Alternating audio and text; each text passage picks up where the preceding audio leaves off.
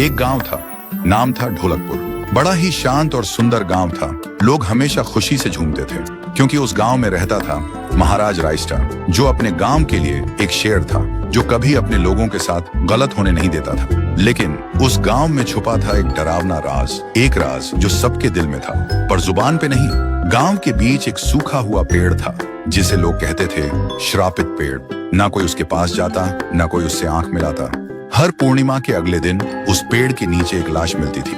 लोग कहते रात में कोई आता है और लाश छोड़ जाता है, लेकिन कभी किसी ने कुछ देखा नहीं, और देखता भी कैसे। जो देखता वो अगले दिन पेड़ के नीचे होता था। एक दिन रायस्टार ने ठान लिया, बस अब और नहीं, इस राज का अंत मैं ही करूंगा, क्योंकि ढोलकपुर का नाम मिट्टी में मिल रहा था। फिर एक पूर्णिमा की रात रायस्टार चुपके से जाकर पेड़ के पास बैठ गया। रात के 2 बजे एक आवाज आई, और फिर वो पेड़ भूत में बदल गया। वो भूत कुछ अजीब सा था, एक भयानक शैतानी हंसी वाला चेहरा, आंखें बड़ी बड़ी। वो पेड़ चल के एक घर के गेट को जोर जोर से खटखटाने लगता है। तभी एक आदमी डर के मारे आवाज सुन के बाहर निकलता है। वो भूत अपने लकड़ी जैसे हाथ से एक ऐसा थप्पड़ मारता कि उसकी सांस वहीं थम जाती है, और उसी जगह उस लाश को ले जाता है और वापस फिर से पेड़ बन जाता था। देखते ही रायस्टार का दिल कांप जाता है, पर वो कुछ बोलता नहीं।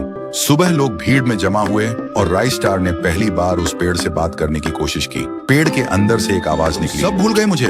रायस्टार बोलता है, तू कौन है? पेड़ बोलता है, मैं हूँ ठुन ठुन ठुन साहुर। एक वक्त था जब मैं भी इस गांव का एक प्यारा सा बच्चा था, लेकिन 100 साल पहले मुझे इसी पेड़ से रस्सी बांधकर उल्टा लटका दिया गया, गांव वालों की आंखों के सामने, और मेरी मौत को तमाशा बना दिया गया, सिर्फ इसलिए क्योंकि मैंने एक राज देख लिया था जो लोग छुपाना चाहते थे।